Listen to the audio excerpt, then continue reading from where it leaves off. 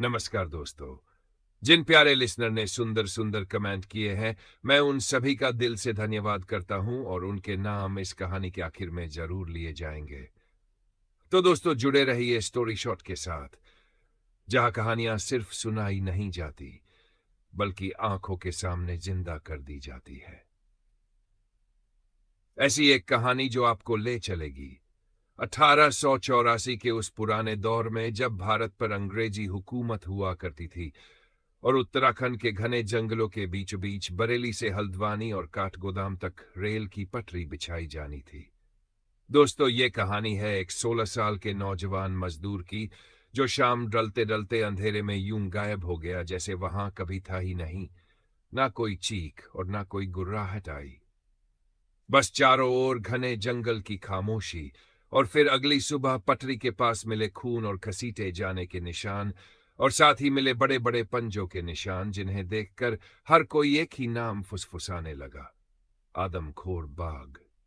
ये कहानी ब्रिटिश भारत के उन घने जंगलों की है, जहां ये बाघ सिर्फ एक जानवर नहीं था, बल्कि चलती फिरती मौत था, जो सोच समझकर बहुत शातिर तरीके से इंसानों का शिकार करता था।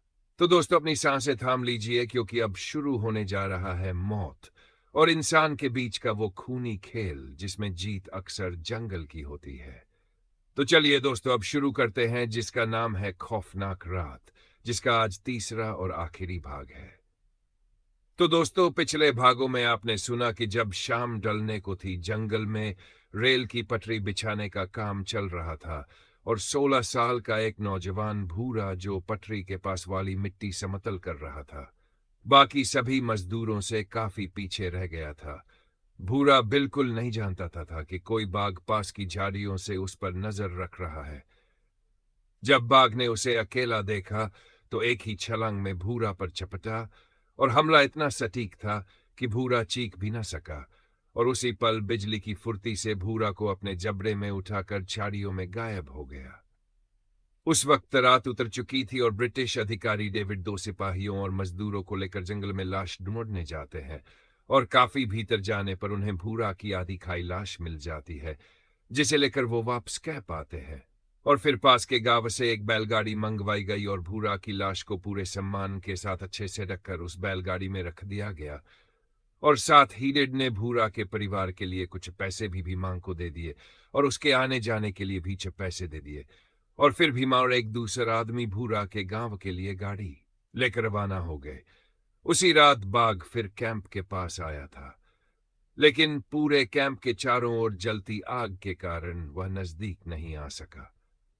और अगली सुबह होते ही सिपाहियों ने डेविड को रात का पूरा वाकया बताया कि कैसे वो बाघ उनके बस कुछ ही कदम दूर आकर झाड़ियों में बैठा रहा था, और पूरी रात उन सिपाहियों के पहरे के कारण वो बाघ कैंप के अंदर नहीं घुस पाया। तभी डेविड ने उन झाड़ियों वाली जगह देखी, तो कच्ची मिट्टी पर वही बड़े बड़े बाघ के पंजों के निशान बने हुए थे, जो भूरा की लाश के पास बने थे, जिन्हें देखकर डेविड समझ गया कि अब वो आदमखोर अगले शिकार की तलाश में निकल चुका है। चलिए दोस्तों, अब कहानी को उसी जगह से आगे बढ़ाते हैं जहां पर पिछला भाग खत्म हुआ था। डेविड ने जमीन पर बने उन ताजा पंजों के निशानों से नजर हटाई और एक गहरी सांस ली। अब उसे साफ समझ आ चुका था कि डर के मारे काम रोक देना उस आदमखोर को और हिम्मत देगा। अगर मजदूर बिखरे, सहमे और बेवक्त इधर उधर हुए, तो वही उसकी सबसे बड़ी जीत होगी। इसी सोच के साथ उसने खुद को सख्त किया और कैंप की ओर लौट आया। कैंप पहुंचते ही डेविड ने सभी मजदूरों को इकट्ठा किया। उसकी आवाज में डर नहीं था, बल्कि एक अजीब सी दृढ़ता थी। उसने साफ शब्दों में कहा कि पटरी बिछाने का काम किसी भी हाल में प्रभावित नहीं होना चाहिए। आज भी काम होगा, लेकिन पूरी सावधानी के साथ। उसने हिदायत दी कि दिन ढलने से पहले ही काम बंद कर दिया जाएगा। अंधेरा होते ही कोई भी खुले में नहीं रहेगा, और सबसे जरूरी बात यह कि कोई भी मजदूर अकेला नहीं रहेगा। हमेशा झुंड में रहना है, आपस में दूरी नहीं बनानी है, क्योंकि जंगल अकेलों को ही चुनता है। डेविड की बातें सुनकर मजदूरों के चेहरों पर डर तो था, लेकिन साथ ही एक भरोसा भी उभर आया। सबने अपने अपने औजार उठाए, जल्दी जल्दी खाना खाया और फिर काम की जगह की ओर बढ़ गए। लोहे की पटरियां धूप में हल्की चमक रही थी, हथौड़ों की आवाज गूंजने लगी और कुछ देर के लिए ऐसा लगा मानो जिंदगी फिर से अपनी रफ्तार पकड़ रही हो। डेविड अपनी राइफल लेकर मजदूरों के पास ही जा बैठा। वह किसी अफसर की तरह दूर खड़ा नहीं रहा, बल्कि उन्हीं के बीच, उन्हीं के साथ मौजूद था। जहां तक उसकी नजर जाती, वह हर एक झाड़ी, हर पेड़ की आड़ और हर हिलती पत्ती को बेहद ध्यान से देख रहा था। उसकी आंखें कभी एक जगह टिकती नहीं थीं, जैसे उसे यकीन हो कि मौत कहीं न कहीं से झांक रही है। मजदूर जब डेविड को इस तरह चौकन्ना बैठे देखते, तो उनके भीतर का डर थोड़ा ढीला पड़ जाता। उन्हें लगने लगा कि वे अकेले नहीं हैं, कि अगर जंगल से कुछ भी निकला तो सबसे पहले डेविड उसका सामना करेगा। हथौड़ों की चोट अब पहले से ज्यादा मजबूत लग रही थी। कदमों में थोड़ा और भरोसा आ गया था। लेकिन जंगल चुप था, बहुत ज्यादा चुप। हवा के झोंके पत्तों को हिलाते, कहीं दूर से किसी जानवर की आवाज आती और फिर सन्नाटा गहरा जाता। डेविड के भीतर एक अजीब सा तनाव था। उसे पता था कि यह खामोशी किसी भी पल टूट सकती है। आदमखोर दिन में शायद दिखाई न दे, लेकिन उसकी मौजूदगी हर सांस में महसूस हो रही थी। सूरज धीरे धीरे ढलने लगा। डेविड ने समय पर काम रुकवा दिया और मजदूरों को फिर से झुंड में कैंप की ओर लौटने का आदेश दिया। सब सकुशल लौट आए, लेकिन डेविड जानता था कि यह सिर्फ एक दिन का सुकून है। असली परीक्षा फिर से रात में होगी। वह राइफल को कसकर थामे जंगल की ओर देखता रहा और मन ही मन सोचता रहा कि यह लड़ाई अब शुरू हो चुकी है और अगली चाल आदमखोर की होगी। दोस्तों, दिन तो जैसे तैसे कट गया, लेकिन रात अभी भी बाकी है और आदमखोर के साए में जंगल की रात कभी आसान नहीं होती। ये बात अब कैंप के सभी लोग अच्छे से समझ चुके थे। लेकिन साथ ही डेविड मन ही मन यही सोच रहा था कि रात का एक पल ऐसा भी आएगा जब वो आदमखोर बाघ अपनी चुप्पी तोड़ेगा और उसकी कड़कती तेज दहाड़ पूरे जंगल के सन्नाटे को चीर देगी और पूरी रात फट पड़ेगी। और तभी दिन डलते डलते वे दोनों आदमी भी कैंप में लौट आए, जो भूरा के शव को उसके गांव पहुंचाकर उसका अंतिम संस्कार करा आए थे। उनके चेहरे थके हुए थे, आंखों में उदासी और मन में एक बोझ साफ छलक रहा था। आते ही वे सीधे डेविड के पास पहुंचे। डेविड ने उनकी ओर देखते ही बिना किसी भूमिका के पूछा, तो उन्होंने धीमी लेकिन साफ आवाज में बताया कि भूरा का अंतिम संस्कार पूरे रीति रिवाज के साथ करा दिया गया है।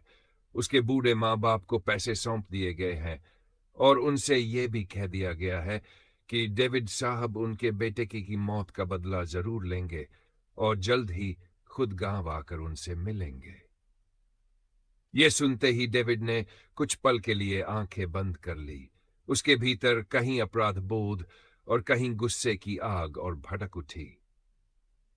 दोनों आदमी अपनी बात पूरी करके चुपचाप बाकी मजदूरों के कैंप की ओर चले गए, लेकिन उनके जाते ही डेविड की बेचैनी और बढ़ गई। अब हालात उसकी समझ से कहीं ज्यादा गंभीर हो चुके थे। वह और मदद भी नहीं मांग सकता था, क्योंकि विभाग की तरफ से जो संभव था वह पहले ही दिया जा चुका था। 2 सिपाही उसके साथ थे और एक राइफल उसे खुद अपनी रक्षा के लिए थमा दी गई थी। इससे ज्यादा संसाधन मिलने की कोई गुंजाइश नहीं थी। ऊपर से बाघ पिछली ही रात कैंप के बिल्कुल करीब तक आ चुका था, यानी अब वह इंसानों से डरना लगभग छोड़ चुका था। यह साफ संकेत था कि आदमखोर और भी बेखौफ हो रहा है। डेविड जानता था कि हर गुजरती रात के साथ खतरा कई गुना बढ़ता जा रहा है, लेकिन सच्चाई यह भी थी कि अब तक उसके पास उस बाघ को खत्म करने की कोई पक्की ठोस योजना नहीं थी। वह कैंप के बाहर खड़ा अंधेरे में डूबते जंगल को देखता रहा, जहां धीरे धीरे रात अपने पांव पसार रही थी। और उसके मन में यही सवाल बार बार गूंज रहा था कि अगर आज नहीं तो फिर कब, और अगर उसने जल्द कोई रास्ता नहीं निकाला तो अगली बारी किसकी होगी। कोई नहीं जानता था। तभी डेविड ने एक पक्का फैसला कर लिया कि आज रात वह खुद पूरी रात कैंप की निगरानी करेगा। भले ही दोनों सिपाही रात में पहरे पर रहेंगे, लेकिन डेविड ने तय किया कि उन्हें केवल मजदूरों की सुरक्षा के लिए तैनात किया जाएगा और वह खुद उस आदमखोर बाघ के आने का इंतजार करेगा। इसी सोच के साथ डेविड ने दोनों सिपाहियों को अपने टेंट के भीतर बुलाया और सख्त लहजे में साफ शब्दों में कहा, तुम दोनों सिर्फ मजदूरों के टेंट के बाहर पहरा दोगे और उस बाग पर नजर मैं खुद रखूंगा। उसकी आवाज में कोई बहस की गुंजाइश नहीं थी। उधर भीमा और कुछ अन्य लोगों ने मिलकर पूरे कैंप के चारों ओर आग जला दी, ताकि अंधेरे में कोई भी जंगली जानवर पास आने की हिम्मत न कर सके। इसके बाद सभी ने जल्दी जल्दी खाना खाया और खाना खाते ही मजदूर अपने अपने टेंटों में आराम करने चले गए, जबकि दोनों सिपाही उनके टेंटों के आगे अपनी राइफलें पकड़े चौकसी में डट गए। इधर डेविड ने खाना खत्म करते ही अपनी राइफल को बड़े ध्यान से चेक किया, एक एक पुर्जे को परखा, अतिरिक्त गोलियां अपने पास रखीं और यह सुनिश्चित किया कि किसी भी वक्त हथियार जवाब न दे। पूरी जांच के बाद वह अपने टेंट से बाहर निकले। उनके मन में एक अजीब सा भारीपन था, जैसे भूरा की मौत की याद बार बार उन्हें भीतर से झकझोर रही हो और बदले की मांग कर रही हो। डेविड ने भूरा का इंतकाम लेने का वादा तो कर दिया था, लेकिन वह अच्छी तरह जानता था कि यह काम इतना आसान नहीं है, क्योंकि सामने कोई साधारण जानवर नहीं, बल्कि बेहद निडर और शातिर आदमखोर बाघ था, जो अंधेरे, खामोशी और इंसानी कमजोरियों का फायदा उठाना भली भांति जानता था। और फिर डेविड अपने टेंट के बाहर बैठकर उस आदमखोर बाघ के आने का इंतजार करने लगे।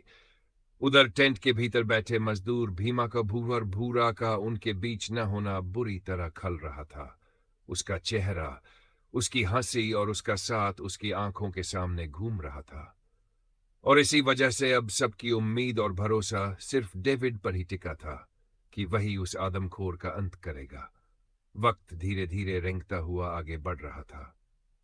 रात का घना अंधेरा हर चीज को अपने भीतर छुपा चुका था, और जंगल की ओर से आती झिंगुरों की लगातार तीखी आवाजें रात को और भी ज्यादा भयानक बना रही थीं। डेविड अपने टेंट के बाहर खड़े हर एक झाड़ी और हर पेड़ के तने को बड़ी बारीकी से खंगाल रहे थे। वह बार बार हर दिशा में नजर घुमाते और जहां भी जरा सी भी किसी तरह का शक होता, उसी ओर अपनी राइफल तान कर तैयार खड़े हो जाते। लेकिन अभी तक बाघ की कोई साफ आहट सुनाई नहीं दी थी। पास ही मजदूरों के टेंटों के आगे खड़े दोनों सिपाही भी लगातार इधर उधर नजर रखे हुए थे। तभी डेविड ने धीमी लेकिन सख्त आवाज में उन्हें हिदायत दी कि हर एक हिलती हुई चीज पर नजर जमाए रखना। यह बाघ बहुत शातिर है, वह आज फिर जरूर आएगा, और हम में से किसी की भी छोटी सी गलती मौत बन सकती है। इसलिए राइफल हमेशा तैयार रखना, लेकिन गोली सिर्फ तभी चलाना जब वह बाघ साफ निशाने पर हो और राइफल की रेंज में हो, क्योंकि अगर गोली चूक गई तो या तो वह आदमखोर बचकर भाग जाएगा, या फिर गलत जगह गोली लगने से सिर्फ घायल होगा, और तब वह और ज्यादा बेकसूर लोगों की जान लेगा और हमारे हाथ भी नहीं आएगा। डेविड ने आगे कहा कि अगर तुम में से किसी को भी बाघ दिखे या उसकी आहट सुनाई दे तो आवाज मत करना, बस धीरे से उस दिशा में उंगली से इशारा करना। मैं तुरंत समझ जाऊंगा, और हम तब तक कोई हलचल नहीं करेंगे जब तक वह हमारे और करीब न आ जाए। फिर एक साथ उस पर फायर करेंगे। दोनों सिपाहियों ने सिर हिलाकर हामी भरी, और डेविड अलग दिशा में अपनी नजरें गड़ाए उस आदमखोर के आने का इंतजार करने लगे। समय इसी तरह खिंचता चला गया, और डेविड जंगल के भीतर से आती हर जानवर की आवाज को बड़े ध्यान से सुनते रहे। हर सरसराहट, हर पत्ते की खड़खड़ाहट उनके कानों को और चौकन्ना कर रही थी। अब वक्त करीब 12 बजे का होगा कि तभी जिस ओर डेविड का टेंट था उसी ओर की झाड़ियों में उन्हें ऐसा लगा जैसे किसी ने लकड़ी तोड़ी हो। एक हल्की सी लेकिन साफ आवाज, ये सुनते ही डेविड का पूरा शरीर तन गया। उन्होंने तुरंत उसी ओर घूमकर अपनी आंखें सिकोड़ी और अंधेरे को चीरते हुए उसी दिशा में घूरने लगे। उनकी उंगली ट्रिगर पर कस चुकी थी और सांसें थमी हुई थीं, क्योंकि वह अच्छी तरह जानते थे कि यह रात अब अपना सबसे खौफनाक राज खोलने ही वाली है। डेविड लगातार उन झाड़ियों की ओर टकटकी लगाए देख रहे थे, जहां तक लालटेन की रोशनी बहुत ही मध्यम होकर पहुंच रही थी, और जहां साफ कुछ भी दिखाई नहीं दे रहा था। फिर भी वे बिना पलक झपकाए अपनी राइफल की नाल उसी दिशा में टिकाए ट्रिगर पर उंगली ताने खड़े थे। उन्हें शक तो था, लेकिन अभी पक्का यकीन नहीं हुआ था। काफी देर तक जब कोई हलचल नहीं हुई तो उन्होंने कुछ पल के लिए अपने शरीर को ढीला किया और राइफल को कंधे पर टांग लिया। उधर दोनों सिपाही भी उसी दिशा में मुंह किए खड़े थे जिधर पिछली रात बाघ की आहट सुनाई दी थी, मगर अभी तक न कोई आवाज आई थी और न ही कोई हिलती परछाई दिखी थी। डेविड उनसे बस 20 कदम की दूरी पर थे और इशारे से उन्हें चौकन्ना रहने को कहा। मजदूर अपने अपने टेंटों में सो चुके और जंगल का सन्नाटा डेविड वो दोनों सिपाहियों की धड़कनों को और तेज कर रहा था। लगातार खड़े खड़े डेविड भी थक चुके थे। उन्होंने धीमी आवाज में कहा कि वे कुछ देर बैठकर आराम करेंगे और तब तक वे चारों दिशाओं पर नजर रखे। इतना कहकर डेविड अपनी राइफल गोद में रखकर टेंट के आगे रखी लकड़ी की कुर्सी पर बैठ गए। घड़ी देखी तो रात के 1 बज चुके थे। तभी पास के पेड़ पर बैठा एक उल्लू तेज तेज पुकारने लगा। दोनों सिपाहियों ने इसे सामान्य आवाज समझकर ज्यादा ध्यान नहीं दिया, लेकिन डेविड समझ चुके थे कि वे एक ही उल्लू ने किसी बड़े जानवर की मौजूदगी भांप ली है और खतरा अब काफी करीब आ चुका है। तभी एक सिपाही को लगा जैसे सामने की झाड़ियों में कोई भारी जानवर सरका हो और दोनों ने तुरंत उसी ओर अपनी राइफलें तान दी। ये झाड़ियां डेविड के टेंट के पीछे थीं, जहां काफी घना अंधेरा था और बैठे होने की वजह से डेविड वहां देख नहीं पा रहे थे। तभी एक सिपाही ने इशारे से बताया कि टेंट के पीछे कुछ है। डेविड उसी पल समझ गए कि वह आ चुका है। लगभग 10 मिनट तक सन्नाटा पसरा रहा और डेविड अपने कान और दिमाग पूरी तरह टेंट के पीछे केंद्रित किए रहे। तभी वह आहट सुनाई दी जिसका उन्हें बेसब्री से इंतजार था, लेकिन बाघ सामने नहीं आया। वह झाड़ियों में छिपकर कोई खौफनाक चाल चल रहा था जिसका अंदाजा किसी को नहीं था। डेविड पीछे की ओर चौकन्ने थे और दोनों सिपाही भी उसी दिशा पर नजर लगाए थे। तभी मजदूरों के टेंट के पीछे से एक विशाल परछाई दबे पांव झुककर सिपाहियों के पीछे झुकने के लिए आगे बढ़ी ही थी कि अचानक उसके पंजे के नीचे एक सूखी लकड़ी टूट गई। वही हल्की सी आवाज डेविड के कानों में पड़ी जिनके लिए वे कब से तैयार बैठे थे। उसी पल डेविड पलटे और जैसे ही उन्होंने सिपाहियों की ओर देखा तो उनसे महज 10 फुट की दूरी पर एक विशालकाय बाघ की परछाई जमीन पर रेंगती हुई उनकी तरफ बढ़ रही थी। डेविड समझ गए कि अगर उन्होंने आवाज दी तो बाघ या तो हमला कर देगा या बचकर भाग जाएगा। इसलिए बिना कुछ कहे उन्होंने अपनी राइफल की नाल सीधे उस आदमखोर पर साध दी। दोनों सिपाही अब भी सामने की ओर मुंह किए खड़े थे और उन्हें जरा भी अंदाजा नहीं था कि पीछे मौत दबे पांव उनके करीब पहुंच चुकी है। डेविड और बाघ के बीच एक मोटे तने वाला पेड़ था। डेविड ने फौरन उसी पेड़ की आड़ ले ली ताकि बाघ को उनकी मौजूदगी का पता न चले, और पहले से ही राइफल उस जगह तान दी जहां से बाघ झाड़ियों से बाहर आने वाला था। जैसे ही वह बाघ दबे पांव आगे बढ़ता हुआ लालटेन की रोशनी में और डेविड के निशाने पर आया, डेविड ने बिना देर किए ट्रिगर दबा दिया। एक जोरदार धमाके के साथ गोली हवा चीरती हुई बाघ के कंधे के पास जा लगी। गोली लगते ही वह धड़ाम से जमीन पर गिरा और दर्द से तड़पते हुए अपने पंजों से मिट्टी उखाड़ने लगा। उसी आवाज से सिपाही डर के मारे पीछे पलटे और सामने विशाल बाघ को देखकर उनके पूरे शरीर में सिहरन दौड़ गई। बाघ दोबारा उठने की कोशिश ही कर रहा था कि डेविड और नजदीक पहुंच चुके थे। उन्होंने दूसरी बार बाघ के सिर का निशाना साधकर फायर किया और गोली सीधे उसकी खोपड़ी में जा घुसी। उसकी दर्द भरी दहाड़ ने पूरे कैंप और जंगल की शांति पल भर में तोड़ दी। कुछ ही पलों में उसका शरीर ढीला पड़ गया। खून लालटेन की रोशनी में साफ चमक रहा था और उसकी पूंछ मिट्टी पर आखिरी बार हल्की हल्की हिलकर थम गई। दोनों सिपाही अब भी सदमे में कांपते हुए उसे देख रहे थे। तभी शोर सुनकर मजदूर भी बाहर आ गए और जमीन पर पड़े उस मरे हुए आदमखोर को देखकर सबके चेहरों पर सुकून और राहत फैल गई। सब समझ चुके थे कि भूरा की मौत का बदला पूरा हो चुका है उस रात कोई सो नहीं पाया और सब आग के पास बैठकर सुबह होने तक बातें करते रहे। सुबह होते ही सबने उस आदमखोर को फिर से देखा और डेविड का दिल से धन्यवाद किया। वहीं उसी जगह बाघ की लाश जलाई गई और इसके बाद रेलवे पटरी बिछाने का काम दोबारा शुरू कर दिया गया। 2 दिन बाद डेविड भीमा को साथ लेकर भूरा के गांव पहुंचे। उसके माँ बाप से मिले, उसकी मजदूरी के पैसे और अपनी तरफ से कुछ और मदद उन्हें सौंपी और बताया कि उनके बेटे की मौत का बदला लिया जा चुका है। इसके बाद डेविड वापस कैंप लौट आए और काम की जिम्मेदारी संभाल ली। और दोस्तों, इसी के साथ उस आदमखोर बाघ की दहशत का अंत हुआ। दोस्तों, जिन प्यारे लिसनर ने इस कहानी पर सुंदर सुंदर कमेंट किए हैं, उनके मैं दिल से धन्यवाद करता हूं और उनके नाम कुछ इस प्रकार हैं। सूर्यकांत पाटिल जी महाराष्ट्र से, यश भाई इटली से, सोनाली पवार जी, सुभाष चंद्र साहू जी, चंद्र प्रकाश जी इटावा से, एच परसन जी, धनंजय सिंह जी, अमरीश छेदा जी मुंबई से, क्लिफ्टन चैनल वाले भाई जी, अमन रावत जी, सरयू प्रजापति जी, हैदर जी लंदन से, रूफ मलिक जी लंदन से, हुसैन बोरा जी, सुरेश वाट जी नागपुर से, उमेश कुमार गुप्ता जी, राकेश दुबे जी, वैद्या चेतन जी गुजरात से, अली खान जी, बाबूलाल सालवी जी, मनीष जाधव जी, भूपत भाई और सैम जी।